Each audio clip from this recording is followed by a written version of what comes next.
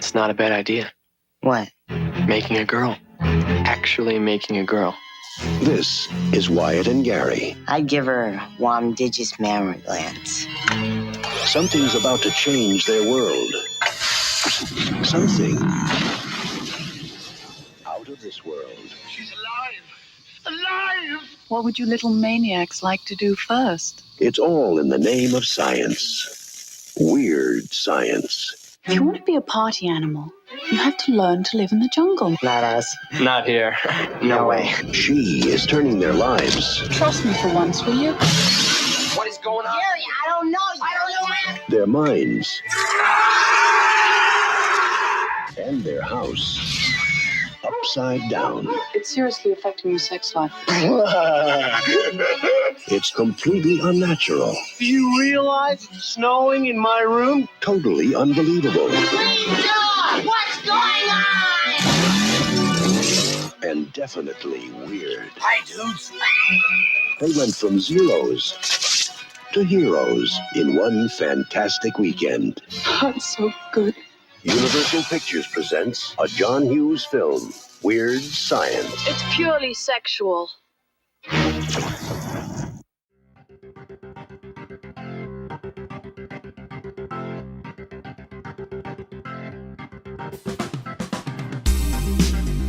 Hello, I'm Katie, and welcome back to Retromade, your pop culture rewind. Today we are booting up to 1985 for Weird Science, a teen fantasy where two nerds use a computer, a doll, and a lightning storm to create the woman of their dreams. It's chaotic, cringy, and peak John Hughes in all the best and weirdest ways. Returning to the show, we have Chad, along with new to the show, Russell, but both from Retro Movie Roundtable. Thank you both for joining me for my season 2.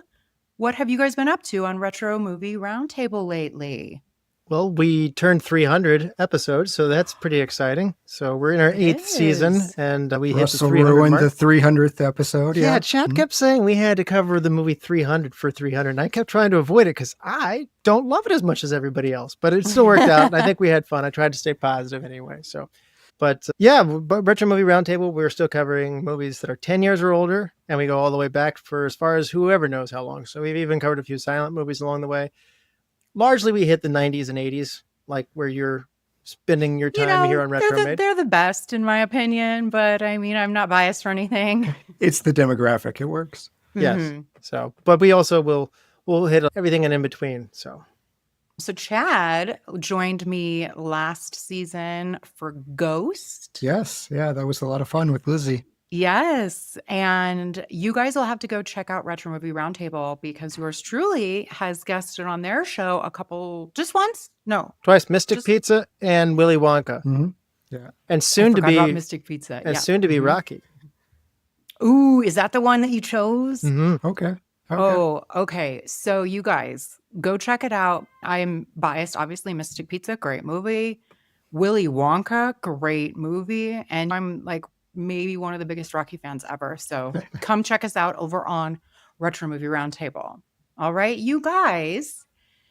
Season 2, we have a wheel that we spin for the time capsule. So let's open the time capsule from August of 1985. And if you're counting, yes, that is 40 years ago, you guys. 40. It feels bad. Yeah. It's the year of my birth, so it feels bad for me too, Chad. 40 years ago, I'm going to share the wheel and spin on your behalf. Now, we did already cover 1985 in the Breakfast Club episode. So we're going to spin the wheel. If we came to a category we already covered, we'll just spin again. We have back in the headlines. All right. Which milestone in reproductive technology occurred in 1985 following a groundbreaking medical procedure that resulted in the world's first child conceived outside of the womb? Oh, man. Well, it wasn't me. Not in August. No. I remember this being like, remember the first blank blank baby. Test tube? Test tube Test- baby. Okay. Yeah. I was really reaching there. Okay. Yeah. Okay. The first test tube baby. Now, I know you guys are a little young, but, I appreciate that. Thank you. I was already born. I was 4 here. Not in a test tube. Not No. in not in a test tube. Which criminal known for a string of terrorizing crimes in California was finally apprehended after eluding authorities for months? 1985? That wasn't 85, Bundy, was it? It's late for Manson, isn't it? So Yeah, he, if I recall correctly, it was like the neighborhood kind of helped capture him. I don't I'm know if you terrible guys are at these into true murders. crime. no, I'm really actively avoid true crime because I like to just think that things are okay. We tag in Lizzie. Yeah, I I'm a don't- junkie. Uh-huh. So I've seen the documentary about it. It's Richard Ramirez. I don't I've even. never Yeah, even that's the heard first. that name. That's a new one on me. Yeah. Okay, well, if you're not true crime, then okay. You should get this one. Who became the general secretary of the Communist Party of the Soviet Union in 1985? Is this Gorbachev? What's his first name? Mikhail. Yes. Okay. All right. One more from this You category. didn't ask and me then which we'll side move- of his head his birthmark is on, or Oh, geez. Do you know? I do share a birthday with him though, so I. Oh, Yeah. really? It's a weird bit of trivia. Yeah. I know. That's. I had to do a um, history paper on my things that happened on your Oh. birthday. So Oh, Oh, I was like, okay. how do you even know that? Okay, interesting. Okay, in 1985, the FBI took action against a powerful group of criminals in New York. Who were they? the criminals I got- or the Mhm. people? nothing. The powerful group of criminals. The sticky bandits. Gotti family? I don't know. You're closer, Chad. It's much more vague. It is the 5 mafia families. Okay. Okay. All right. You guys aren't very good at No. this category. No, I Let's- like to think things are okay in the world, so I avoid knowing things that are bad. Let's spin again and see let's see. Retro runway. If one material dominated 1985, what was it? Spandex? Good guess, but no. Oh man, Chad? Velcro? Also a good guess, no. You guys are thinking too hard. It's denim. Denim. Okay. denim never goes away. Oh, I know. Jeans were everywhere, but they weren't just pants. They were jackets, They were, yeah. skirts, I had a even jean jumpsuits. Acid wash and stone wash denim became especially popular, adding a grunge twist to the classic fabric. Denim jackets were practically essential, worn oversized and adorned with pins and patches. Do you guys remember that? Flare. Your Yeah. jacket with Seen all the the pins and pictures. patches. Oh, yeah. You had to have Well, enough you pieces don't of remember flare. that because you were babies or not even born yet. Yeah. I had a jean jacket, definitely. I mean, I didn't put a lot of flare on it, but I mean, it was around. Flare. It carried over. Yeah. I definitely had yeah. some denim outfits. Plus, we're in the middle of the country. We're not on the coasts, so it takes a little longer for things to get to. I definitely, does, I definitely had plenty of shares of jean shorts. I don't know what point this became not cool, but I'll say that I had jorts. Oh, yeah. Shorts. Yeah. That lasted well into like early 2000s, I feel like. hmm Now, I will say it says double denim. Yes, denim on denim was no longer a fashion faux pas, but a sought after look, with celebrities and everyday people alike rocking this style. This reminds me Mhm. of Super Troopers. What's with the Canadian tuxedo? Yeah. All right, let's do one more. Because there's a lot to get into with weird science. Ooh, this should be fun if we haven't covered it already. Russell's worst decade for music. Boombox bangers. Okay, you guys, these are the 5 top songs for the whole year of 1985. I will give you clues, but do you have any guesses? Off. Something from Prince, probably. I know that was 84. Nothing from Prince. Nothing from Prince in 85. Wow. I mean, I was gonna say he was it's- probably in the top 10, but not the top 5. Yeah. Cyndi Lauper? Great guess. Somebody very similar. Is this Aha, Take on Me, maybe? No. That would be, yeah. From There are 2 songs in the top 5 from the same band or group. The number one song, here's your clue, a saxophone riff that became iconic paired with a ballad of regret propelling 2 British pop stars into global superstardom. What was the name of the song? Was that Careless Whisper? It was, Chad. I'm impressed by the guess, given that clue. I mean, the saxophone is just, that's iconic. And that is Wham featuring George Michael. Does that hurt you, Russell? I didn't have Careless them, Whisper's sorry. so good. Russell and Wham do not go together. I prefer the Seether version, but don't throw things at me. The group Wham also had the number 3 song overall in 1985. Any guesses? Does it Wake Me Up? Wake Me Up Before You Go. Yeah. Oh, good it is job. that. Yeah. So that the number 1 and number 3, Wham. Okay, number 2, a dance anthem of innocence and passion where a singer with a revolutionary fashion sense introduces a bold personal declaration of new love. Madonna? Yes, what's the song? Material Girl? Well, Bold personal declaration of love. I would have guessed Like a Virgin, but I think it's Like a Virgin. Is it? Yeah, Oh, Like a okay. Virgin. Okay, the number 4 song, a heartfelt power ballad that merged rock with emotional yearning, its title becoming a metaphor for the search for deeper connection. It's a good song. I got Power nothing on ballad this. looking for deeper connection. So it's not Group is Foreigner. Studio. The group is Foreigner.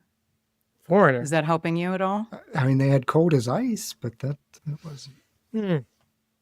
I want to know what love is. Oh, I didn't- wow. I- Okay. Yeah. Foreigner. Mm-hmm. Okay, now this last one I wouldn't get because I'm just very unfamiliar, but maybe you guys will get it. The number 5 song for 1985, a funk-infused song that merged soul and pop with a forward-thinking sound, giving a legendary vocalist her most memorable hit. Phew.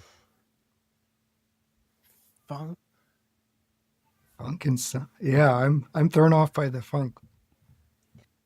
It'll make sense once I say it, but Yeah, the hers making me go to Whitney Houston or Tina Turner. Or now I got to get the funk in there. Tina Gosh. Turner with Rolling Down the River would sort of make sense. it's not That's Tina so Turner. much early. Yes, that's not even 80s. That's Yeah. before that. Gosh. Cyndi Lauper. The funk thing. It's really throwing me off. Mhm. Taking me out of all of my I know. female 80s artists. Madonna's not going to fit that. No. Uh, We give up? I give up. yeah, I don't know. Who's the funk female? Chaka Khan. Okay. Oh, Yeah, okay. Okay. I feel for you. I never would have got that. I'm very No. unfamiliar with her. So, but yeah, I Feel for You by Chaka Khan. All right. You guys did pretty good on the rest of them. So nice. Thank you for playing with me, even We though came you were back. far too young to remember, if at all. Chad, were you not born yet in 1985? 84 for me. So 84 and Yeah. 85 for Russell. So Okay. you should have done a little better than me on that, Chad. Yeah. I mean, I did better on the music than you. You did. Which You I would did. not have won that bet. Russell is our music guy. This season, I'm not going to ask you about Patrick Swayze or Kurt Russell, Chad. Oh, That's a shame because we're crazy for Swayze. Oh, I know. John miss- Hughes, I love. Yeah, John Hughes. What do you guys think? What's your history? How did you first discover him? All that stuff. First discover him. Chad, do you want to go first? I feel like First Discovery was on like TBS reruns. They Mhm. just did John Hughes marathons. And so you run into the National Lampoons. I didn't really associate him with Home Alone until we wound up covering it on Retro Movie. So we covered that. And I'm like, oh, he was a producer behind this. So getting to come accustomed to that, but Breakfast Club, Pretty in Pink, 16 Candles, all of that was just, you can't even find it anymore. I don't know if they do it anymore, but it used to be an all-day thing, and you would just catch whatever you could. For me, I think the first one I probably saw was probably Mr. Mom, but I definitely didn't associate it as being like a anybody's effort necessarily. Mm-hmm. So Mm-hmm. Home Alone was a big deal for people of my age group, and like a lot of people would say that it was their favorite movie back when it came out. So Home Yeah. Alone was a big one. Uncle Buck was probably where I'm starting to pick up the name and starting to make connections and start to say this is somebody. And then later down the line, I didn't come to Ferris Bueller's until like as a teenager probably, which is fine because I think you appreciate it more then anyway. Yep. So Ferris Bueller and Breakfast Club. I think Breakfast Club is where it's just like, this dude's a good writer. This is Right. really, really good. And then you start to connect everything. Actually, Beethoven was another one of the early ones I mentioned. I left off as a kid. So I don't think of like Baby's Day Out, Dennis the Menace, and like Beethoven, some of the later stuff.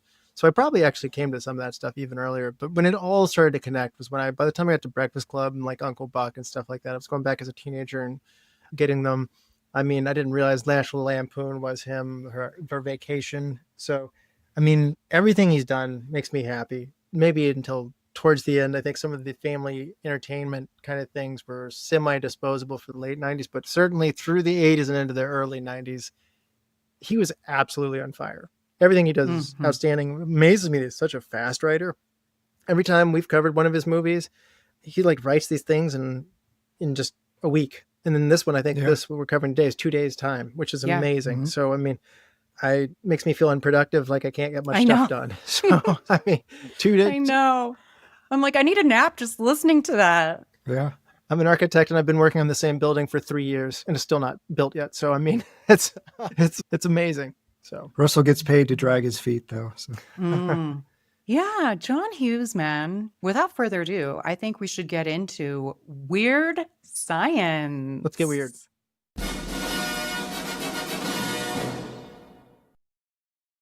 This came out August 2nd, 85. Breakfast Club came out in February of 1985. This sucker came out 6 months later, and those are two of my favorite Hughes movies. So I am just like, wow. It's just wild that these two movies came out in such close succession. And apparently Hughes was not very happy during the filming of this movie because it interfered with him working on The Breakfast Club. But he agreed to direct it because Universal gave him a deal where he could also direct what he valued more, which was The Breakfast Club. So that was the deal he made. This is PG-13, and it has a 6.6 on IMDb. And he both directed and wrote on this movie. And there are a few other writers, which is a little unusual, but this is, like you guys said, another instance. We hear these stories all the time about him writing so quickly. Were you familiar with the other two writers, Al Feldstein and William Gaines, at all? I've not done a deep dive for them, no.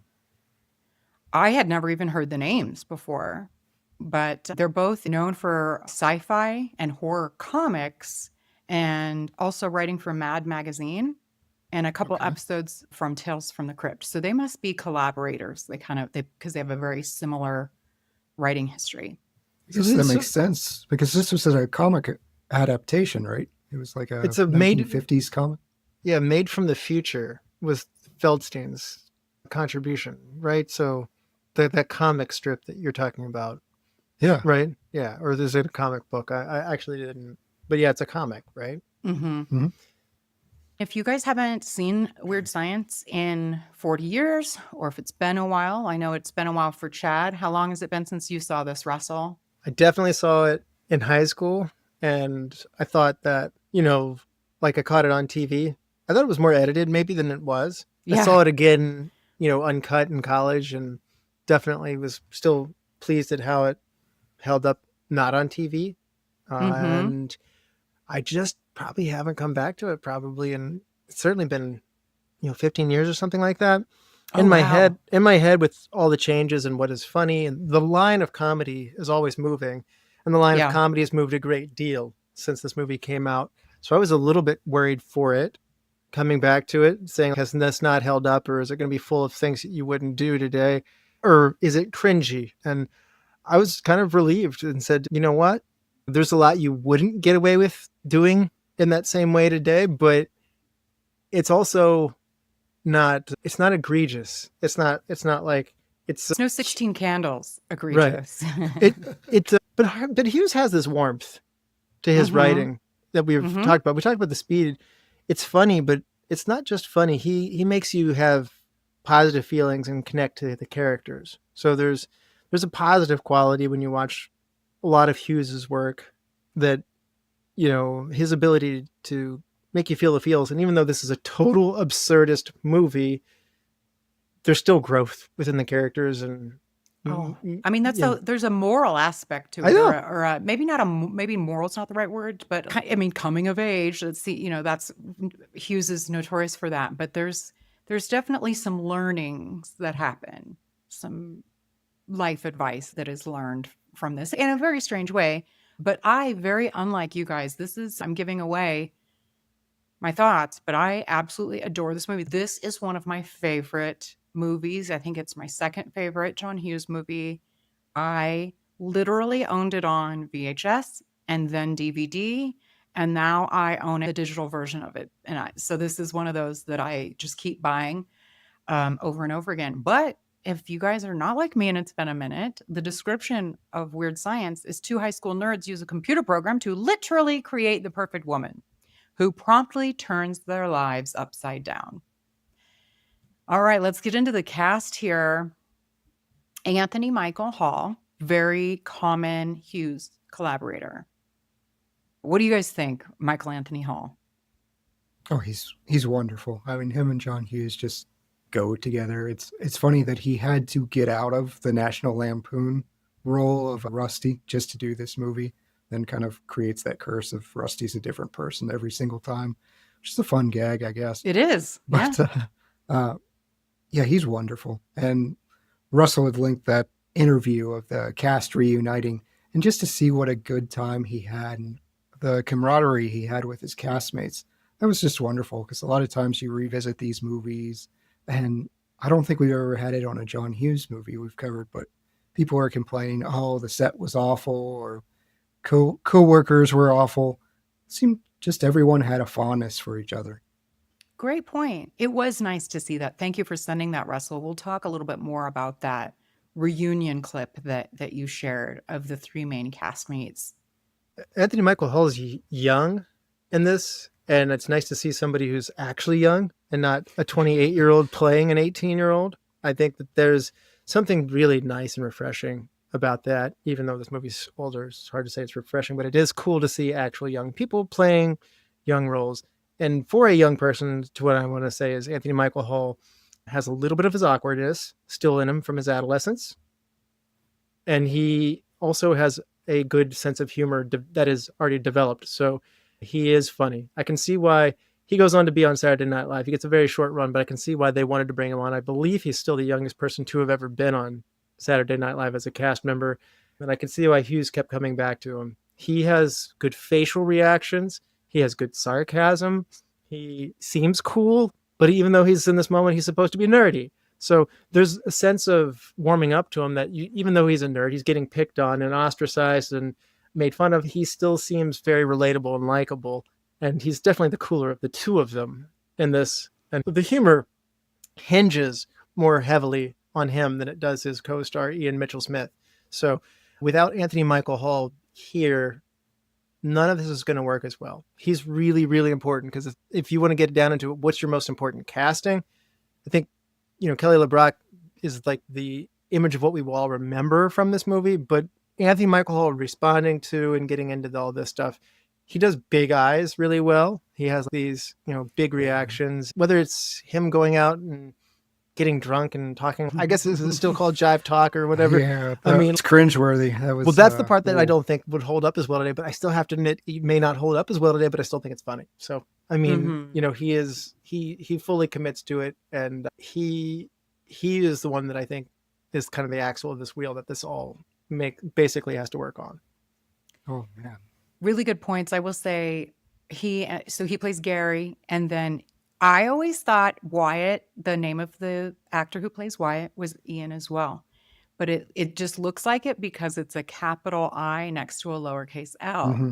It's Ilan. His name is Ilan. It's my mistake. Yeah. I only learned that now that I'm like digging into Weird Science. It's Ilan Mitchell-Smith plays Wyatt. And to your point about Anthony Michael Hall, now, and I don't mean this to degrade Ilan at all, but there's a reason Anthony Michael Hall was a star and Ilan wasn't. Their acting abilities were vastly different. And I thought we saw it in several points throughout this movie that Gary, it was just like, on fire, and Wyatt was just kind of there to play off a little bit. And I don't know, Wyatt just kept screaming, Lisa, oh my God. I didn't love his acting as much.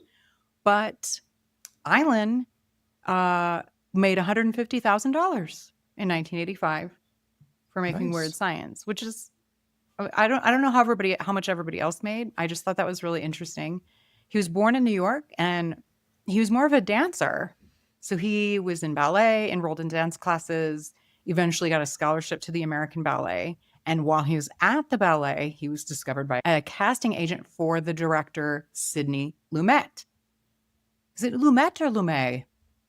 I've heard Lumet, I feel like. I thought so We've too, covered him. but anyway. I feel like this is our Swayze connection, though, the whole ballet background. Great point. So he was signed to play Timothy Hutton's character as a young boy in the film Daniel. And then that led to a major role in The Wild Life, both in the early 80s. And then this. And then he did not continue acting very much after that. And he's a professor. He's in higher education now. So, love that. Yeah. Mm-hmm. Now, two guys on the show with me. I mean, I could hardly contain myself at the beauty of Kelly LeBrock. I mean, wasn't she almost like, there are just no words. She's like perfect. Was it just me? I don't know. I thought Kelly LeBrock looked perfect in every way. She's very pretty, but I think what does it is the accent. Just her manner of speech there's something about it that's just sexy, but still calming. She's this chaotic force amongst the boys' lives, but she's very in control of it the entire time. That's really hard to do. And she's motherly in a weird way. She's motherly to them. Like it's a strange, that's how it's, because otherwise she's 23 years old, or her character, Lisa, and these boys are 15. Mm-hmm. But somehow it's not that creepy, or is it? I don't know. Like it never could happen the reverse. Like the reverse could never happen.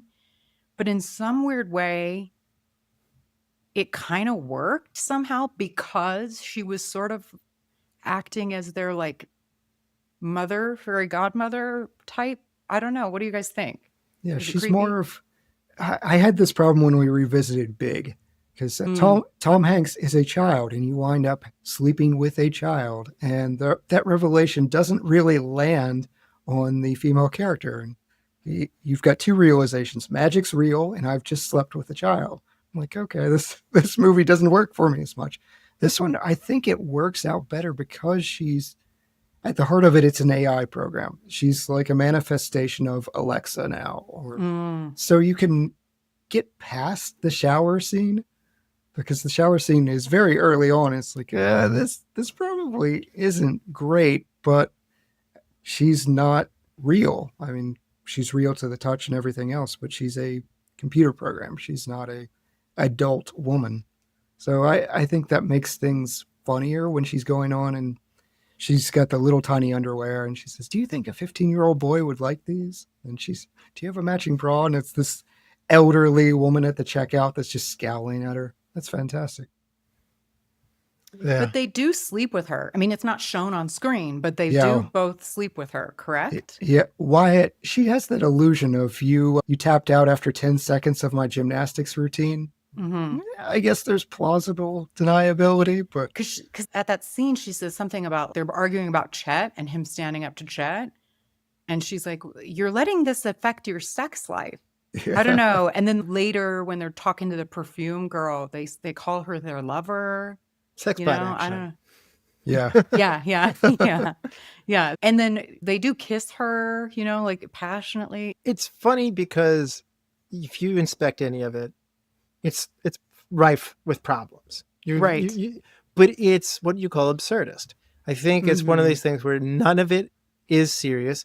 And the more serious that the others take it, whether it be Chet the grandparents or the people around them, the more surreal it becomes. And when you go back and even cover an art like a Marx Brothers movie, Groucho is saying preposterous things that make absolutely no sense whatsoever, but they're taken with a great deal of seriousness by those around them. And that is funny then, and it is funny in the 80s, and it's still funny now. So I think that it is established very early when the boys make Lisa, this is going to be off the wall crazy. They've hacked into a high security thing like a la War Games, whereas that's the whole plot for War Games. But here it's just like a little footnote of, we see them, we need more power. They go to a station and stuff like that. It's Frankenstein, it's War Games, and it all happens in like a 30-second clip. There is music and there's cues that go into this that say, we're not taking this seriously. Right. And we're all in on it as an audience. So no, I think there's something that you said, if you make a drama movie where it's like, I'm in love with a 15-year-old boy or something like that, now we're having a different time. But from the get-go, Oingo Boingo said you shouldn't take this seriously. I mean, the music, everything is done to say that we're here for humor. And given that, it is all ridiculous. It is poking fun at the teenage male fantasy of what if you did get everything you wanted. And we're remarkably simple creatures, and then that's funny. That's a funny thing in its own right. I did appreciate the contrast, though. That was when they're designing Lisa and they talk about chest size, and they go on the smaller side. But then you get Robert Downey Jr.'s, and the first thing they say is large breasts, blow it up. And that hacking scene, we covered Hackers a couple years ago. It made Hackers look futuristic for hacking. This one was, they're playing some little spiral tunnel game. There's no internet. Like, none of this is possible. I really thought the graphics were pretty good for 1985, though. I really enjoyed it, including like the like lightning magic effect that's so the 80s. purple. Yeah, I love it. Now, I, as a person who does not have giant breasts, really appreciated, even as a kid, the contrast. Wyatt and Gary choose, they say something about, now here's also where the edit for TV comes into play. They say something about anything more than a handful is risking a sprained tongue. Tongue, right? Thumb, yeah. Either way. and I was like, great. I appreciate that. But the TV version says, they don't say a sprained tongue because that's inappropriate. They say a waist, like anything more than a handful is a waist or something like that. Okay. And so I was like, hey, I like that. And then, so whoever, if it was John or somebody else, must also feel the same way about breasts, because when Robert Downey Jr. and the guy who plays Max, who's super hot, and they're like, oh, bigger boobs. And then they say I don't know if it was Wyatt or Gary, says something about, oh, you like them on the knees, like meaning, oh, just give her a few years and they'll be down on her knees if you choose somebody that got a gigantic. So I was like, attaboy. I liked it. There are people who pull off every beauty at every figure, height, and I mean, so it's sexiness is not just some specific dimensions that go into a computer. So, but yeah, but the point for this is, like you said, this is a 15-year-old boy's fantasy. Yeah, like what would your woman look like? You know what I mean? Like, but back to what Chad said, a lot of it's her attitude. She's remarkably confident, patient. She's not like demanding, like she's pushing them to make them better. Yes. There's a mentorship quality. Kelly LeBrock said, I'm like Mary Poppins with boobs. Yes. And yes, I think that's something we've all been touching on of like why this movie works. She's helping them grow. Ultimately, they end up getting the girlfriends that they wanted. They had no possibility of achieving, and they didn't have it within themselves to obtain that level. And she's not only helped give them the handicap, the head start, maybe even run half the race for them, but she's also helped them grow to where that they can now do this. Yeah, that's the self-confidence. Yep. That's definitely the thing that rings true, at least for teenage boy status. I certainly wasn't in the Robert Downey Jr. and Max club, so I was that awkward guy that probably needed somebody to inspire confidence. And part of the fantasy is, okay, this beautiful, sweet girl is with a jerk, and if I knew how to talk to her, maybe I could be her boyfriend. That's That's more of the fantasy that this approaches it from, and it's relatable for somebody like me, seeing these jerks, but they're really good looking and they're confident, and they come to the realization at the end, Wyatt and Gary are willing to stick up for us. They're willing to take on these wild 80s plot point of biker threat, mutant bikers that show up there. Oh my God. Yeah. She also teaches them that you want people to like you for who you are, not what you can give them. And so we see those things throughout the movie that she kind of tries to impart on them pay off later. But just to finish the conversation about Kelly LeBrock, I thought she was really good in this. Like, she's not known, like she didn't do a whole lot. But Kelly LeBrock is probably most known for this. And her trademark, in addition to her pouty lips and big hair, is her accent. And she was born in New York, but raised in London, which gives her this kind of combination of a London, but also transatlantic accent that nobody has that accent that she has. Yeah. It's very specific to her. Now, she is the daughter of a French-Canadian father and an Irish mother, began as a model, lots of magazine covers, and she became one of Eileen Ford's most sought-after models. She did a few things before this, not big things, but then she appeared in Hard to Kill with her then husband, Steven Seagal. So I have no idea why. This is still very perplexing to me that she ever married Steven Seagal and proceeded to have 3 children with him. I'm so glad you went there. I didn't know if you were saying I have no idea why she was in Hard to Kill or married Steven Seagal. I'm glad you went with the latter. Seriously, what Kelly, look at you, and then look at Steven Seagal. Now, here is a little crossover with our Willy Wonka episode. When she lost her father, her acting mentor, Gene Wilder, became her surrogate father, and they remained close friends until his death in 2016. Did you guys know that? I didn't. That's awesome. And they're in a movie as well, right? Woman in Red? Yes. Yeah. Oh, I didn't realize. I've not seen that. But yeah, that was one of her earlier roles. Okay, that makes sense then. So she had just done that before this, where those two connect there. So okay, I can see it a little bit. Gene's the great influence. She does that straight comedy really well. So. Mm-hmm. So Kelly LeBrock also came in late. Kelly Emberg had the original cast. That's correct. And by the way, like she's like on the Sports Illustrated swimsuit issue in the 80s. She's a model. She's beautiful in her own right. And actually, if you showed me like photos of both of them, I would say there's no need to recast anybody. To Chad's point, it wasn't working. They threw out work that they had done.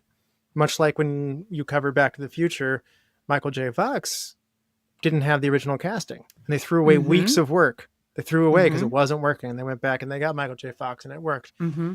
Similar deal here, maybe a little bit less dramatic than having that much budget thrown in the garbage, but still a big deal.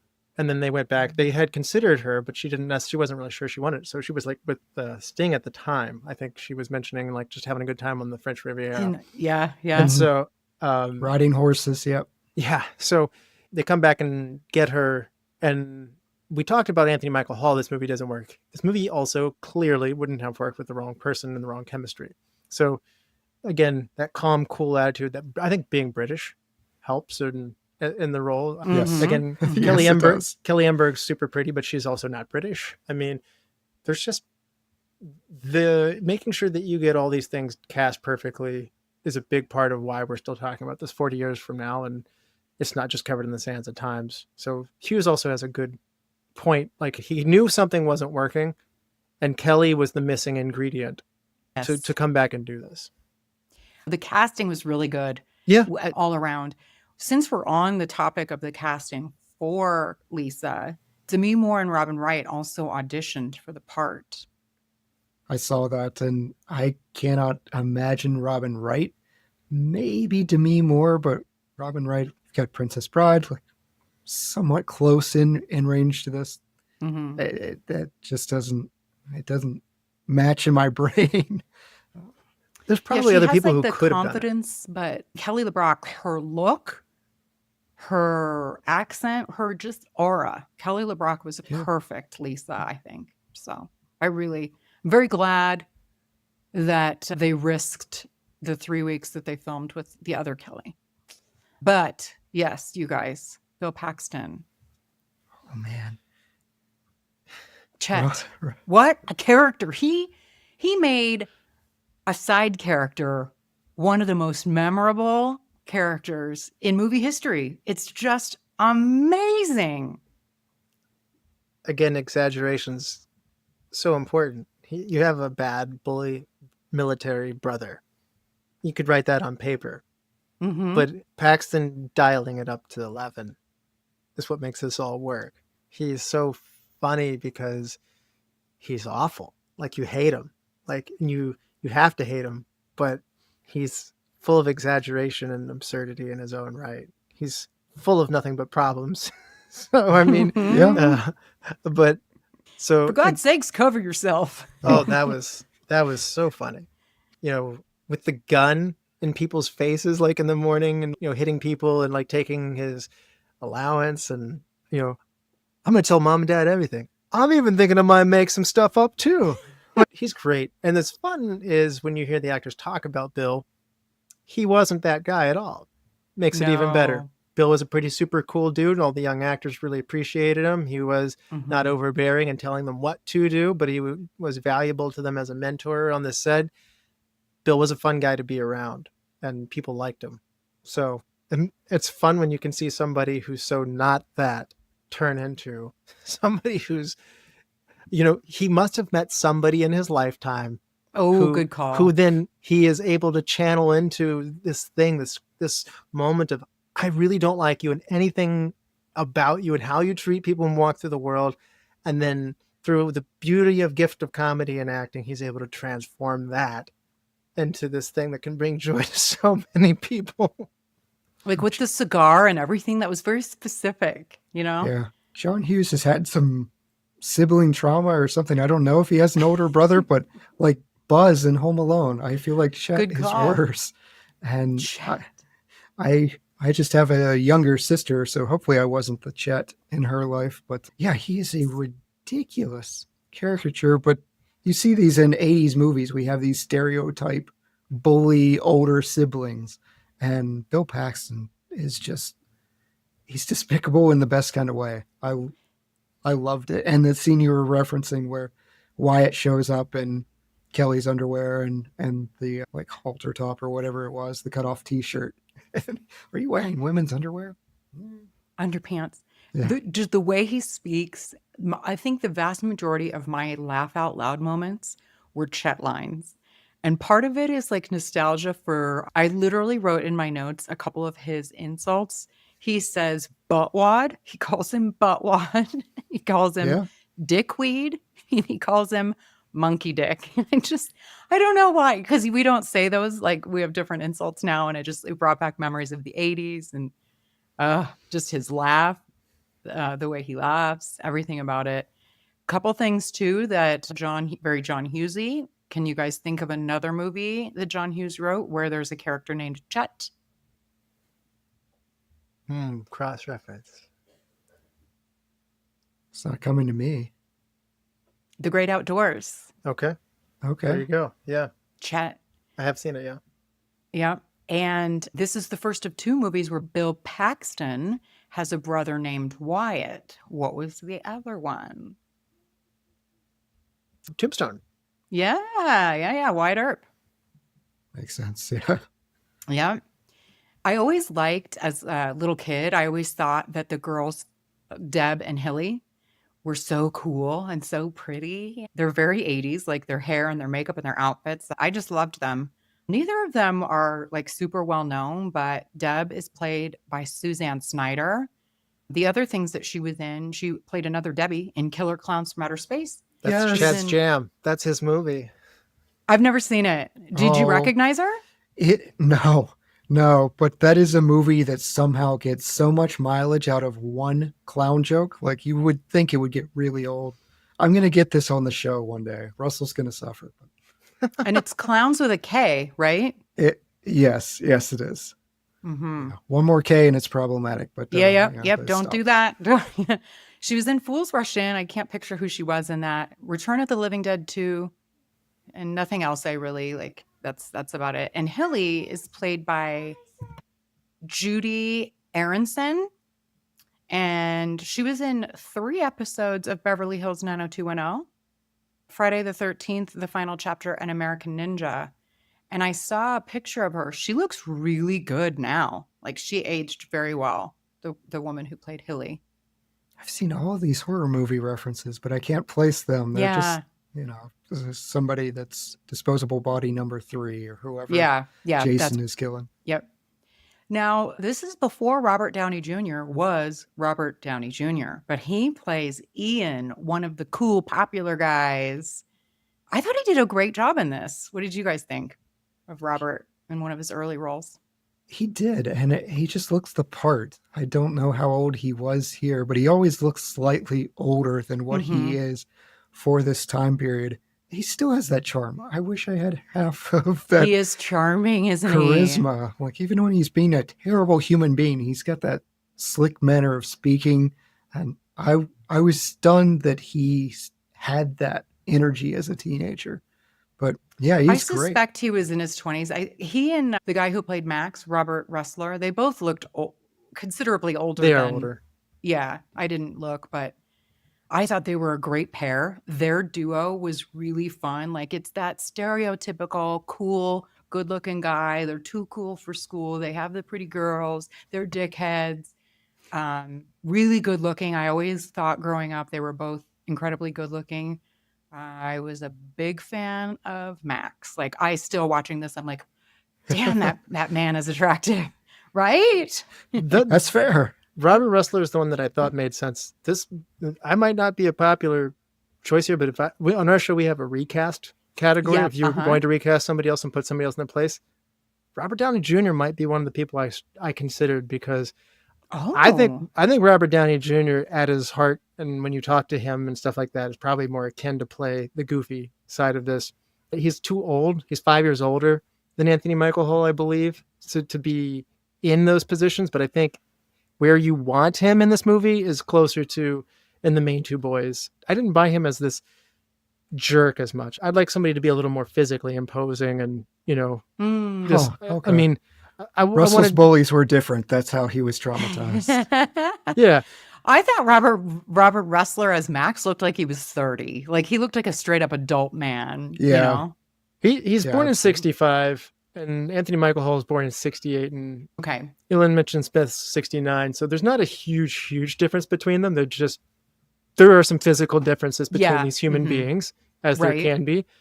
But I thought Robert Downey Jr. seemed like the cool new wave kid who didn't care as much. And I think maybe having somebody a little more jock, I'm going to throw him in the trash can and laugh at it with my football buddies, might have been where my head was going with Needed a Letterman jacket. Thought so. That's just too on the nose, man. I don't know. These two, that's fair, Russell. I think I just grew up. I literally started watching this movie when I was very young, and I grew up with those two. So I can't see anything else. But that's fair. Their bullies were bigger, or at least in our minds. Like, they were much. Now, Robert Rusler, are you guys familiar with him? Know who he is from anything? Yeah, same. He is super dreamy. I did look him up. He was like a semi-professional surfer and skateboarder when he was young. Checks out. Yeah. So they moved to LA and he began martial arts isn't career. Isn't he in one of your favorite franchises though, Chad? Yes. He's in Nightmare on Elm Street, right? The two. Oh, was he? Yes. Mm-hmm. Which I know I saw Chad wince. He doesn't like Nightmare on Elm Street too. I was being facetious. I do not. Yeah, it breaks all the rules. Does it? Okay. Well, he did get the acting bug. He never became like super famous, but in addition to the Nightmare on Elm Street credits, one of my recent favorite shows is Ray Donovan. And he was in 3 episodes of that as a character named Gus. And now I'm going to have to go back and find out who the heck Gus was. He also plays Tim in the Outsiders TV series. I had no idea that was a thing. Yeah. And this Weird Science was actually his second acting credit. The very first one was he was in 2 episodes of The Facts of Life now we have to find out who he was in that too. So that's Okay. Robert Rusler, you guys. Right. Is he still dreaming? Like, is he's... I didn't look him up, but his IMDb photo, however recent that is, he looks pretty good to me. So I don't know how recent that is. I mean, Robert Downey Jr. is still stunningly handsome. Good point. Very good point. I absolutely adored the scene when they go to talk to Gary's parents. Oh, yes. Lisa. And Gary's dad, Hal, is played by Britt Leach. And do you guys know what other John Hughes movie he was in? No. I'm failing at all these. The Great Outdoors, also. I need to brush I've up not on my seen cast this one. list for The Great Outdoors. You know, The Great Outdoors is not my favorite John Hughes movie. I liked it when I was No. a kid, but I don't feel like it ages as well as you grow up. Like, I feel like it's really solid when you're young. It just doesn't It's not have as next Uncle level. Buck. Oh, Yeah, no. I feel like, yeah. But yeah, we already covered The Great Outdoors on Retromade. So yeah, we talked about some of these characters. I did also see that this Britt Leach was in 3 episodes of Three's Company, playing 3 different people. Each episode, he Nice. was a different person. You know how they used to do that? Oh, yeah. Yeah, yeah. What do you guys think about that scene? That's my favorite scene. I absolutely love. This is the absurdist humor at the highest point. Lisa pulls a gun, but before any of that happens, the mom, I didn't write down her name, but she is just fantastic. She's so nervous and she's so conservative and oh my and everything. Gary's a good boy, and then Lisa's he just deserves a party. And Gary's just shrinking into the couch, trying desperately to just stop existing. And After she Yeah. tells them that he tosses off in the bathroom, and then the Uh-huh. mom is, "Oh, Gary!" Yeah. I'm Yeah. telling you. Is that why we don't have hot water? Yeah. I never, Mom. Uh-huh. That was pretty funny. Don't threaten me, Al. You are out of shape. I'll kick how your she can ass." just wipe his memory like Men in Black style, and then Uh-huh. he can't remember later, and that's a great reoccurring joke of I Who's don't Gary? know who you're talking about. Even She's in showing the, the photo. final scene, even in the final scene after they're taking the girls home in what was Gary driving? The red Ferrari. And they're in the car and she's like, "Oh, look, that's Gary." Who is this Gary character? I love it. The great gag throughout the He movie. got so fed up with it. He's like, I don't know, and I want you to shut the hell up. They looked like they were like 65. Like, did parents look like that in the 80s?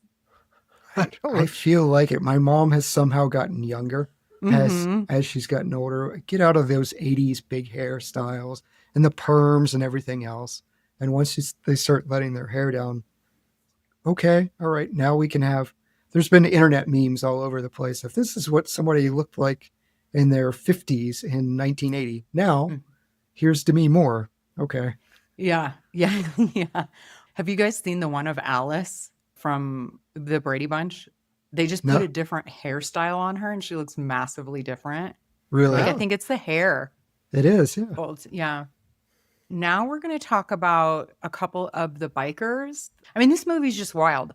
Lisa, to try and help these guys gain confidence, conjures up these mutant bikers to come so that they can be brave and kind of bring that out in these two.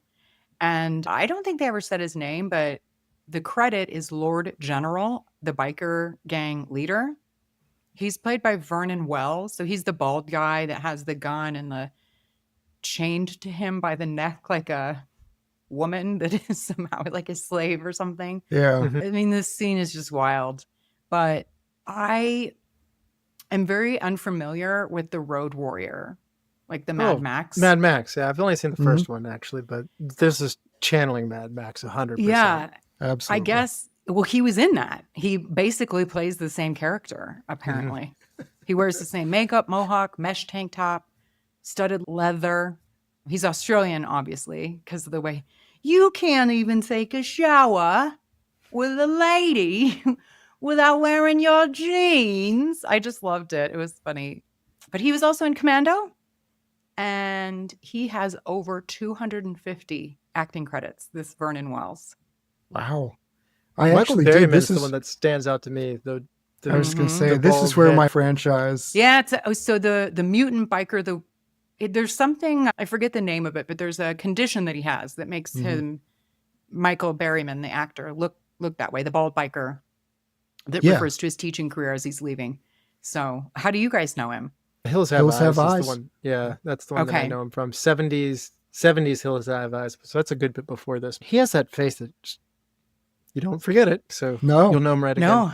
But to hear him uh, speak was pretty funny. To have that disarming. If you could just not tell anybody about this, I'd appreciate that. I hate for it to I be don't my wanna- teaching job. Yeah. I mean, that was the best laugh of the mutant stuff. And again, this movie is absurdist. That movie, there's other times in other movies where that's too much and you've gone too far. But because this is the movie, you've already thrown a nuclear missile going up through the house. We've created the woman with bras on her head. You can go downtown to an all African-American drinking establishment and yeah, sure, let's throw mutant bikers in there too. It's not challenging the reality. Candy Bar is a great name for a bar, too. I enjoyed that. It is. Just to tie up Michael Berryman. I don't think I've seen One Flew Over the Cuckoo's Nest, but he's in that too. That's a great movie. Do you guys remember who he is in that? Gosh, we covered that a long time ago. It was in our first To season. say In fact, Chad. He's probably just, I don't remember him being an important role, so he's probably just one of the background patients. Yeah. I did find the condition. So he has over 114 acting credits, which is wild because he looks very specific, and it's a rare condition called hypohidrotic ectodermal dysplasia. Glad you leaving said him it, with- not me. Yeah. We'll see if anybody is aware of this, if I pronounced it correctly. No sweat glands, hair, fingernails, or teeth. That's really, I interesting. didn't know about the teeth. Yeah. Didn't know Yeah, about the same. Yeah, but did you guys recognize the guy from the candy bar, the white man from the candy bar, Dino? He had the hat on. No. He's also from John Hughes movies, 2 of them. John Hughes definitely this goes back point, to I- his people. Yeah, I mean, John Hughes I definitely. feel like we should say the great outdoors, but Yeah, he's like he's not. like the It's the not. Judd Apatow before his time. He gets his Yep. people and he keeps coming back to them over and over and or over. the again. Adam And- Sandlers. Yes. The actor's name is John Kapelos. Okay. Okay. Is that helping you at all? He played Carl the janitor in Oh, The that's Breakfast right. Club. Breakfast Club. Very different. Yes. And also in 16 Candles, he plays the sister's husband. Like she's getting married. Mm. That's who Okay. That's who he is. Yeah. Yeah. So we have Ira Newborn here. He did the music, but so he's done a ton of John Hughes movies. Like they collaborate often together. 16 Candles, Ferris Bueller, Planes, Trains, and Automobiles, Uncle Buck, et cetera, et cetera, et cetera. But to your point, Russell, that main theme song is done by pop group Oingo Boingo, right? Which was great. I really liked it. Didn't Danny Elfman say it was the worst thing he's ever done? He did, but I mean, it's not that it's like, okay. So if you just said, "Here, listen to this song," you do not put it in your ears and say, "This is part of the all-time best 1985 soundtrack," but it's attached to this movie and it's the right thing for this movie. This movie is absurd. You must have an absurd piece of music. So, I mean, if you were to say what song didn't get in here from the 80s, and I don't know if it had been made yet, Blinded Me with Science would have been a fun thing to have gotten in here. Ooh, good call. Also pretty absurd, but we're having That's fun with it. Yeah, good call. So this movie was successful. It had a budget of $7.5 million and it made $38.9 at the box office. So that's pretty good, I would say. I love that comedies do well in the 80s. It makes me really happy. Comedies are my I know. favorite genre, and they are not being pushed hard right now. No, it's hard to come by. I agree. Can you guys think of other memorable lines from this movie? Tons of them. There are so many Yeah. great lines in this one. Like I mentioned, I'm going to tell mom and dad everything. I'm even thinking about making some stuff up. I love definitely it. like that. Yeah, so what do you little maniacs want to do first? That's one of my favorites. Yeah. That's just So what- memorable. If you say Weird Science, I think of her saying that. So, what would you little maniacs like to do first? Yeah, love it. I just appreciated the fourth wall break when Ooh, good call. I think it was Chet that says the next thing you know, you'll be wearing a bra on your head. And Wyatt just looks at- They do look at the even at the end, I liked the, you know, this is going to spoil the movie in case you guys haven't seen it this whole 40 years. But at the end, we pan to a gym teacher. We don't see who it is yet, but we pan up this super, super 80s cool outfit. And there's the gym teacher's twirling the whistle, and oh, look, it's Lisa. And she looks at the camera and winks. Mm-hmm. Fantastic. Mm-hmm. Great finish, by the way. Great what? Finish. Yeah, agreed. But getting back to the favorite lines, I liked Chet's insults, and I liked, like, after Chet turns into that weird mom. What was he supposed to be by Like the a frog, way? like a really ugly frog. Yeah. Like Some kind of Jabba the Hutt hybrid. Yeah. Weird creature that Chet was. When Gary and Wyatt come back and see him that way, Wyatt's like, we can't have this. It'd ruin Christmas. That is good. That was funny. You brought up one of my other favorites with the, don't you think how incredibly sad your son's only sexual outlet is tossing off to magazines in the bathroom? Oh, Gary. Ma, I never toss off to anything. And then she's like, we're going to a party, a movie party. You know, your standard, how she says it like in such quick succession, like chips, dips, whips, chains, Yes. you know, like just a couple hundred teenagers having an orgy or something like that. And then they're like, oh my God. I She like smoked a joint, I think, even on the couch too. Yeah, something like that. It I was like an the- opening line for me with Gary, like Wyatt's trying to bring them back, and Gary says, "Why are you messing with the fantasy? We already good. know about the reality." I like Mhm, I like his mhm. grandma Carmen being in the restaurant saying, let's go in and check on Wyatt. Because if there's anything a Yes. teenage boy cares about most, it's his grandparents. And I just thought that. Grandparent. So many.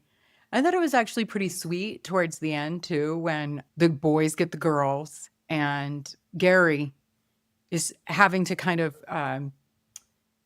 tell Deb, no, I really like you, because she's like, but Lisa, look at her. And he's like, yeah.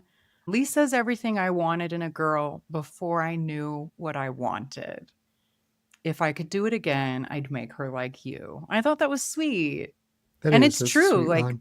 it's very typical. Like, they created what a typical teenage boy dreams about. But in reality, they actually want somebody more like that, like more realistic, like Deb, not the perfect looking woman. Yeah, they're feeding everything into. It wasn't even a scanner; it was like a fax machine. that Yeah, they're yeah. feeding in all these magazine clippings, the picture of Albert Einstein, because nobody else is smart, I guess. They dial up the intelligence and everything. Yeah, that was an interesting way of doing it. I was telling Katie before I came on the show, I was accustomed to the TV show. Like, I got to that before. So the theme song stuck in my head. That was what they opened the TV show. It was Very the same theme different. song, Chad? Yeah. Mhm. Oh, I never saw the TV show. I did like that there was another imaginary Canadian girlfriend that Anthony Oh, Michael Hall yeah. has. So he had one in Breakfast Club. She's He up has in one here. Canada. Yeah. What about your girl up in Canada? And then he talks about her. She kicked me in the nuts, man, at the bar in Chicago. Yes. Yeah. And all the people are like, in the jewels or whatever. Yeah. Their They're like response, yeah. really buying into this story. So Lisa was made from a Barbie doll, drives a pink convertible, just like Barbie. You mentioned how they were kind of like guiding you to be with somebody that was more like you. You know, she was mentoring them to be with the girls their age. I remember when I was watching this first, I was still, I don't know, I was 16 or something when I saw this. And I actually did, as a kid, it's funny you keep talking about like Kelly LeBrock being like I thought Deb was like, kind of like, yeah, I think she's cute. So, when I first saw it, I remember being kind of smitten with the two girls that they were setting them up with, just that's whatever wavelength I was on at the time. Which makes sense. When you're a kid, you're probably not attracted to an adult. Yeah, you know what I mean? Because Kelly was like You know what I mean? 15-year-old boys. You are, but I mean, at the same time, Oh, I thought you were saying when you were like 10 or whatever watching this. I think I opposed probably to- first got it when I was 16, but yeah, like Oh, somewhere in okay. there. I was probably in high school by the time I took this one in, but I remember thinking I liked them at the time, and Kelly LeBrock was one of those things. It's so 80s. It had changed a little bit. You had to go away from it and come back to it, because when I was in high school, the 80s seemed pretty removed at that. I mean, like, she's very 80s, and I think with her wardrobe. So like, she's extremely cool for the time. And then, Oh, particularly with the wardrobe. Yes, exactly. Her outfits were amazing. Like 80s, like for the 80s, Exactly. they were really awesome. and so when I probably took that in, probably give or take around maybe the year 2000 or something like that, you know, that was like super dated at that point. So Well, I guess I would argue that her actual looks, she had big hair, Big and stuff, hair. but her makeup was very classic, whereas Deb and Hilly had really 80s makeup. True. Like I thought and their outfits were really like, and their hair. I thought Deb and Hilly looked more dated. But I see agree, your yeah. point. I see your point. I was just about to ask you guys about the gymnastics in this. There have been several 80s movies in high school where they showcase a gymnastics team or doing gymnastics in gym class. That was certainly never a thing at my high school. Was that a thing where you guys grew up? I don't know. No. I assume it's regional, our but gymnastics. gym was pretty baseline. Like, we didn't have anything fancy at gym time. So I'll see, it was for us. Mary Lou Retton is from West Virginia, so there was a big push of Mary Lou Retton's fitness and a big Oh. push of gymnastics. So yeah, that stuck with me. Now, we didn't have any of the nice equipment. We didn't have pommel horses or gymnastic teams or anything, but there was a fitness challenge, and it's like a West Virginia pride type thing.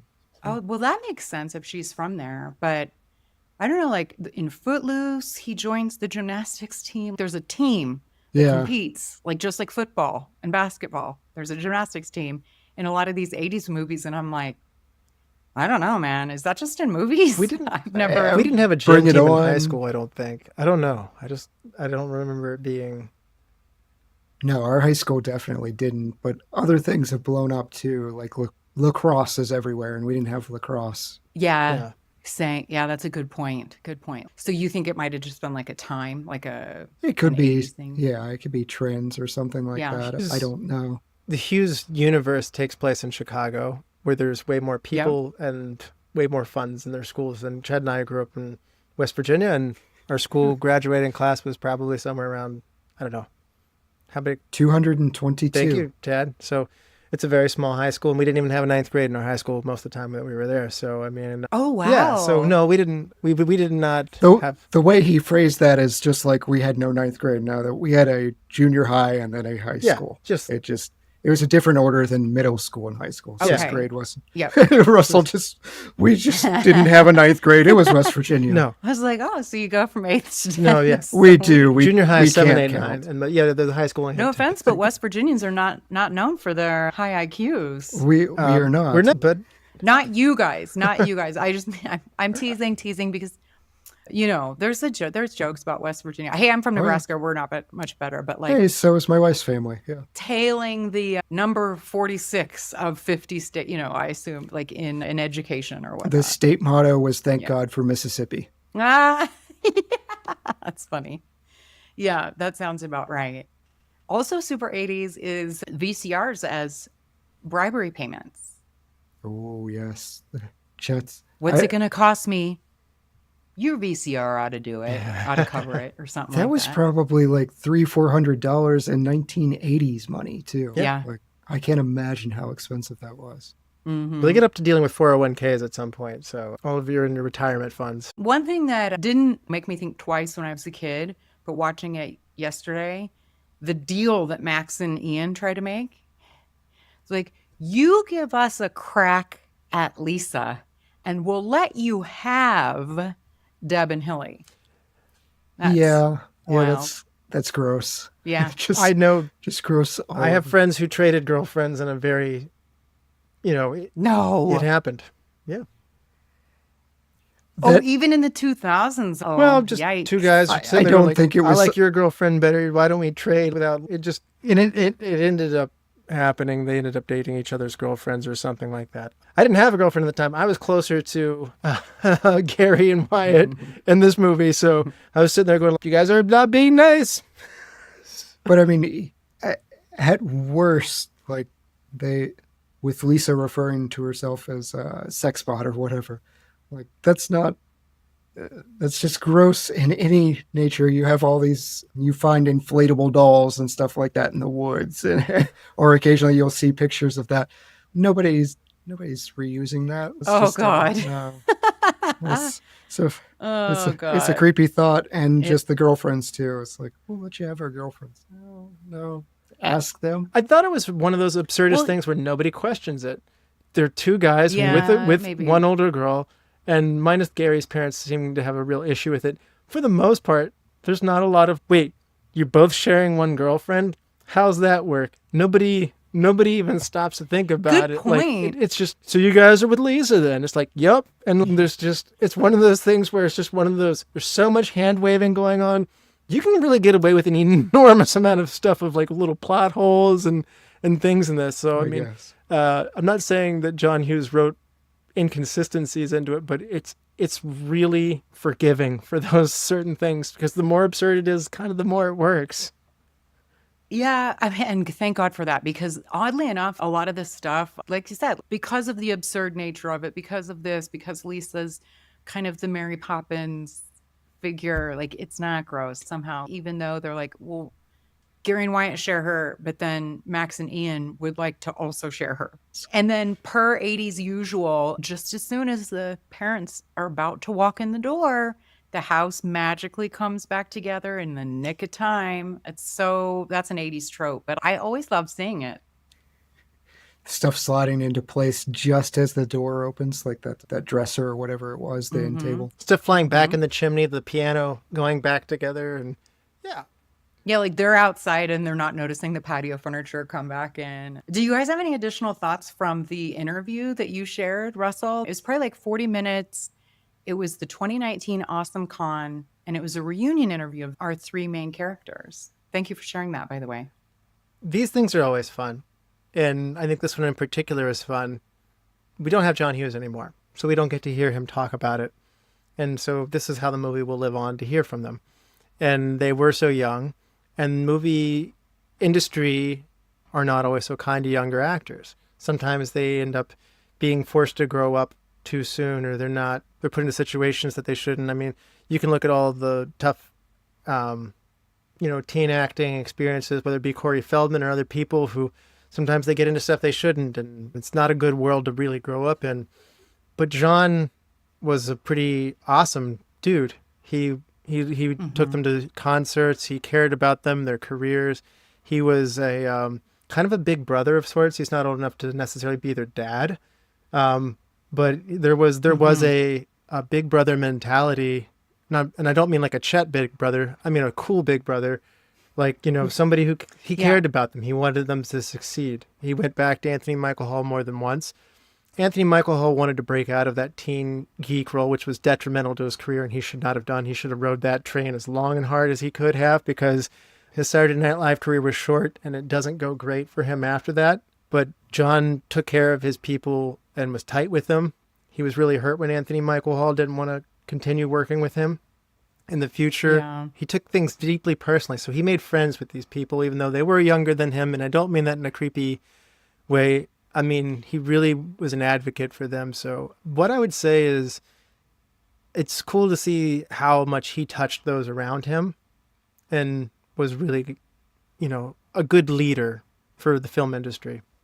It's cool to see what a good dude he was and a leader for the film industry. I think at one point they mentioned when you went on to work on other films, maybe you got to look at what it should have been like, or what it could be like.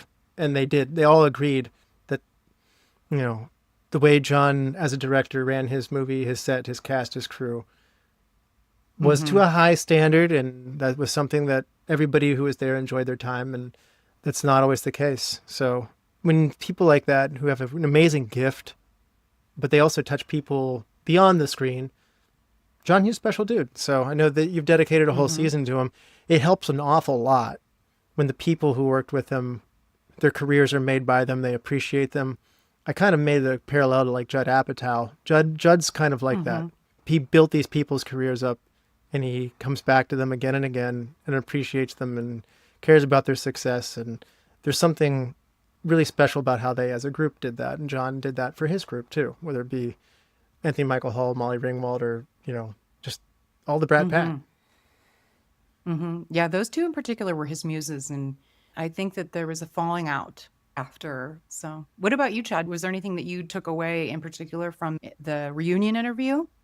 I felt a little bad because the interviewer starts off on kind of a bad note, and Anthony Michael Hall responds. He has this visceral response because she just frames it as, "This is creepy," and explain yourselves. And he talks about it, and he talks about the environment, and how you probably can't do it now, but that there was no like creepy feeling on the set. It's a different time.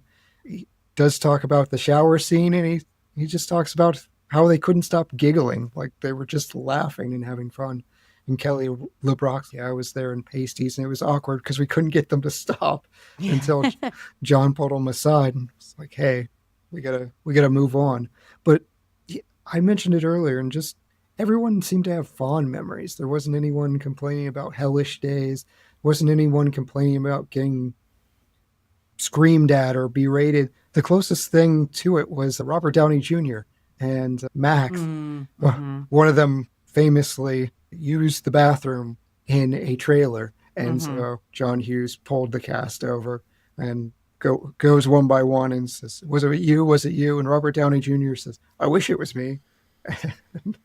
So they got a talking to. But even Robert Downey Jr. after that incident said, "Hey, we got along. We had a good relationship." So there was a sense of professionalism and fun. But all the stories, Kelly LeBrock just seemed to have a great time and just have a fondness for the two boys. She ages really well, by the way. She does.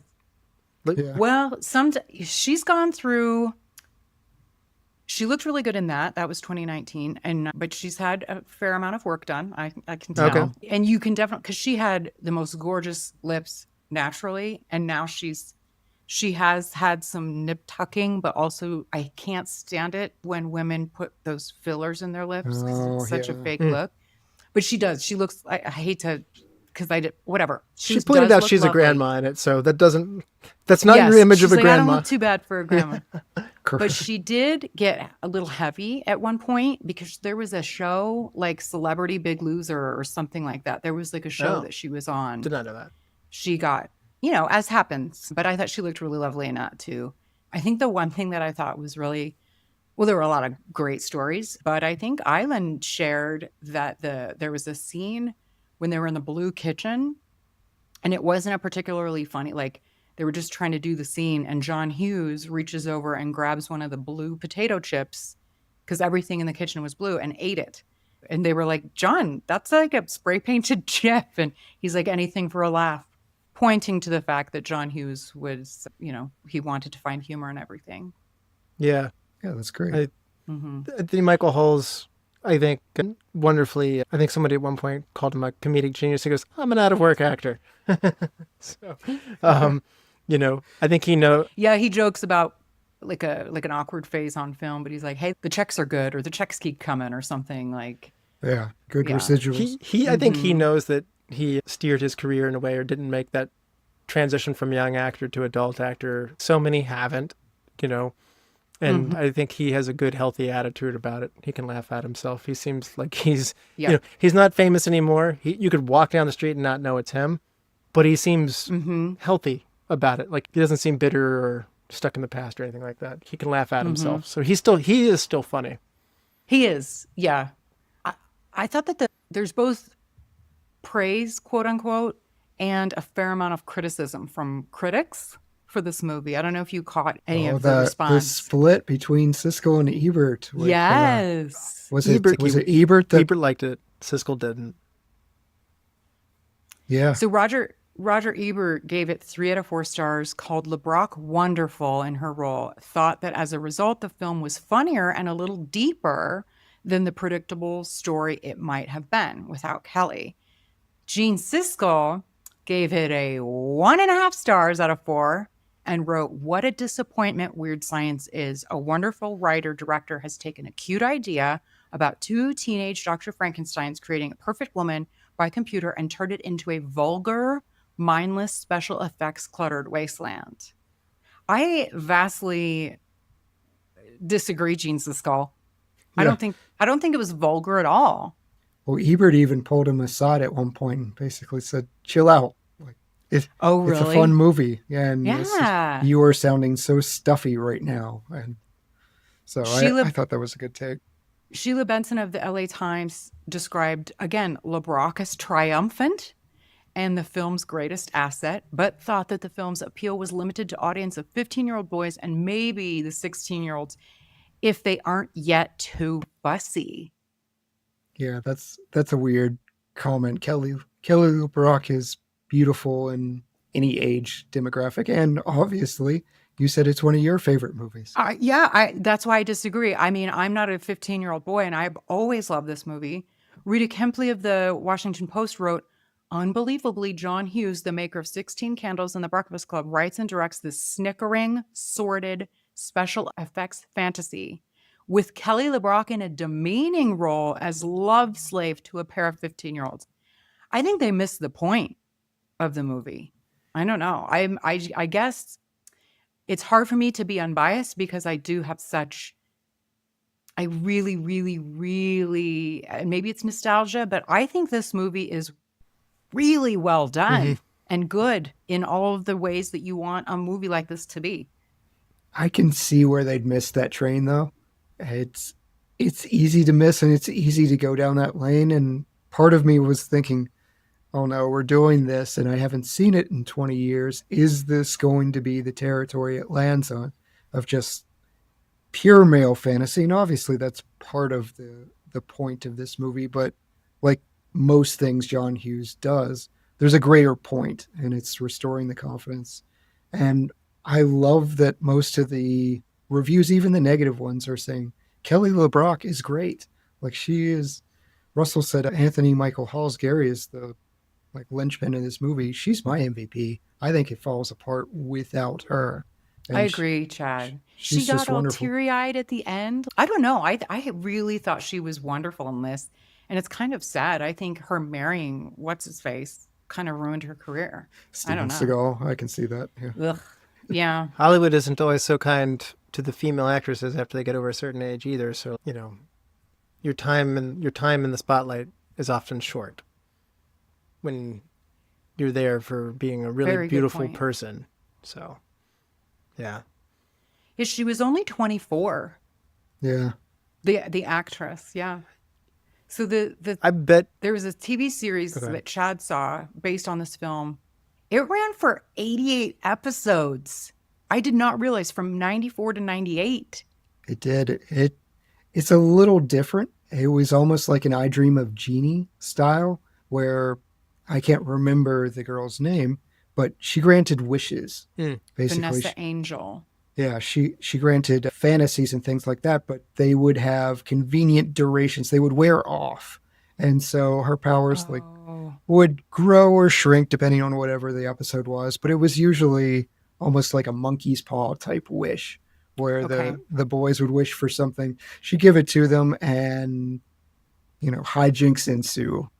But that was my first, I guess, encounter with Weird Science, and so I had that theme song, the Oingo Boingo theme song, stuck in my head, and then got to this one. It's like, oh, it was based off of an actual movie. Yeah, That's very an interesting. different.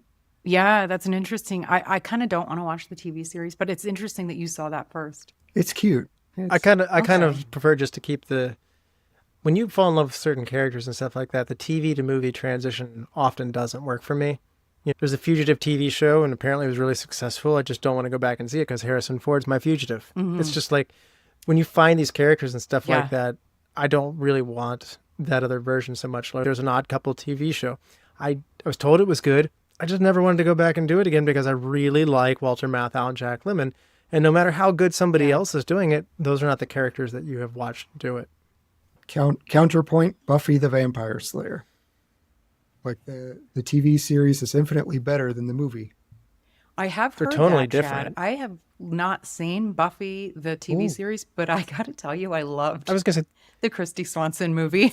It's fun. They're different. It is very fun, but Sarah Michelle Yeah. Gellar is just, she's my Yeah. Buffy. Okay. Hey, so we were talking about the very 80s fashion, the jacket that Kelly LeBrock wore in that mall scene, Yeah. She has the tube top on with the long denim skirt. It was sold to Dina Collection, a pawn shop in Beverly Hills, for $25,000. and it's the best $25,000 Not too Chad has bad. ever spent. Yeah. Guilty. Bill Paxton ad-libbed a line that he got from his dad when he says, "How about a nice greasy pork sandwich served in a dirty ashtray?"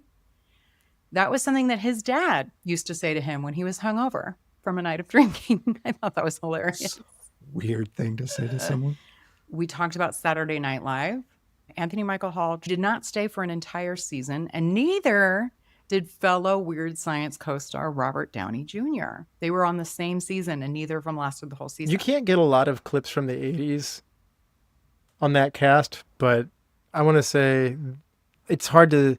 they didn't get long enough to find their feet on the show. They seem awkward in the things that I have seen from them on there, so maybe it would have worked out had they stayed longer, but it wasn't a natural fit, I don't think. It was a weird time for SNL. Lorne Michaels, It was. hadn't come it back was. to save things yet.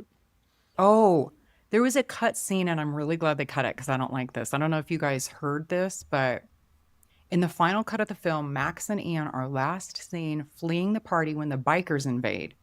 A follow-up scene was shot in which multicolored clouds engulf them, and they transform into a pig and a donkey. They then bend over to see their reflections in hubcaps of a car, and their tails rip through the seats of their pants. That is some Yeah. Pinocchio stuff. I don't need it. Like, Yeah. Yeah. Glad they removed that. Yeah. Trying to think, you guys. I think this actually does and it doesn't hold up. I'm actually kind of in the camp that it holds up in the way that we should view this 1985 film. But I do find it a super fascinating time capsule of 1985, equal parts bonkers and brilliant. You guys, Russell, Chad, I always have such fun podcasting with you guys and talking movies, especially retro movies. Do you have any final thoughts about this movie? And then tell us maybe what we can look forward to on your show, or tell us where we can find you. Chad, you want to go first? I think I would be fascinated just for somebody that didn't grow up in the 80s. Like, you show a Gen Z person or whatever the generation after them, are we back to Alpha or whatever it is, show them this movie and see what it does. Does the comedy still hold up, or are we just unable to forgive some of the things? Because we're starting to see generative AI doing some of the things that this movie has insinuated, and it's creating interesting legal areas. With the rise of ChatGPT, I think it's kind of circling around to ethics and relevance. And I'd be fascinated to see somebody that hasn't lived through the 80s just comment on this and say, hey, we watched Weird Science. It held up for me. I can see the similarities. Or they just say, this is sexist garbage and we're done with the male fantasy. We don't want this at all. I hope it's not the latter. I think, especially for Kelly LeBrock, being able to teach these boys respect for themselves and also how to respect the two girls they're trying to impress. Like, they're never going down that road of the bullying road that Robert Downey and Max are going through. So I think it holds up. I understand. I think I might be in the both lanes with you, Katie. I could see where somebody might not, but I hope somebody would still enjoy this movie, even if they say this is on the lesser end of John Hughes' catalog. It's not as great as The Breakfast Clubs, and it's not as great as 16 Candles or anything else that he's done. So you're saying it's no baby's day out, Chad? We're going to get that on the podcast one day. That is my grandfather took me to that movie when I was very, very young. I had no concept of John Hughes. And, Well, maybe you should come back and cover it with me, Chad, because we're covering it on Retromade. It's a John Hughes movie. My grandfather clung to the line. It was like, you thumb-sucking, milk-drinking puker or something like that. And he would just quote it over and over. He was just tickled to death with that. So that's a very fond memory for me of a terrible movie. But yeah, I would love to cover Baby's Day Out. Us and Dustin, who's another one of our hosts. Dustin has often joked of getting Baby's Day Out on the... If Russell won't allow it, we will happily talk about it with you. Well, I think this movie is one of those things where if you're going to poke holes at it and just say the male fantasy is not something we want anymore, there are going to be people who can't get around it and just say this sexist garbage. But I think that would be short-sighted because I think it does hold up pretty well because of everything we've talked about. There's growth in the characters. The performances are funny. There's things that, whether it's taking underage kids out drinking and then driving while drunk, that you wouldn't do today. Maybe, some of the humor of Anthony Michael Hall's diction is funny in his performance. Now people would say that that's offensive and things like that. So you're going to have to shift this a few degrees if you were ever to remake this. Having said that, I still think it is funny. I think if you showed it to people, I think a lot of the times people will watch something now that you couldn't, quote unquote, you could never make this today. And everybody sits there and still has a really fun time watching it. And so I think that's what I would say is culturally, what does that mean for us? When we say we won't make something that we will sit there and watch that was made 20 years ago and then laugh at it and enjoy it. So I think comedy is at an interesting point in time too. So I guess this is a long way of saying, I think for some it might not hold up, but in terms of it is still really good. And I'm closer to Ebert on this one. Ebert probably has a big soft spot in his heart because it's a Hughes is a Chicago dude. He goes to bat for Chicago. Ebert's a Chicago dude. That's your local boy. This isn't an LA guy. And so Ebert is 100% probably just being biased and supporting his, Windy City, creator. And that's okay. Because I also like Chicago and I like John Hughes and I'm willing to root for the body of work and this is included in it. So yeah, I think Weird Science holds up refreshingly well. I was scared to come back to it because I was sitting there going like, I'm 40, when you're a teenager, this is really exciting, fast cars, driving at the mall, getting girls and all this stuff. And we're remarkably simple, but you know what? I think it did hold up as a 40-year-old here. I'm glad to hear that. Yeah, both very well said, you guys. And Retromade listeners, I think you should go check out Russell and Chad on the Retro Movie Roundtable, wherever podcasts are found, right? Absolutely. Yeah, you can connect with us on Facebook, Spotify, iTunes, just wherever you can download your podcasts. We like fan interaction, so we've had some good back and forth on Facebook. Message us, email us at retromovieroundtable@yahoo.com. We love movies. We love guests. We love talking about movies. So let us know if there's a movie we haven't covered out of the 300 some. And if you want to talk about it, great. We'd love to meet you. Awesome. And I'll be joining them soon. So you better, get the fuel for their style of podcast before you go listen to mine. If you have thoughts about this episode, if you have thoughts about any other episodes, any upcoming John Hughes movies that we'll be covering, questions, or maybe you have your own lightning-powered experiments to share, like Weird Science, drop me a line. Otherwise, I will see you next time, hopefully with fewer bras on heads. And until next time, be kind, rewind.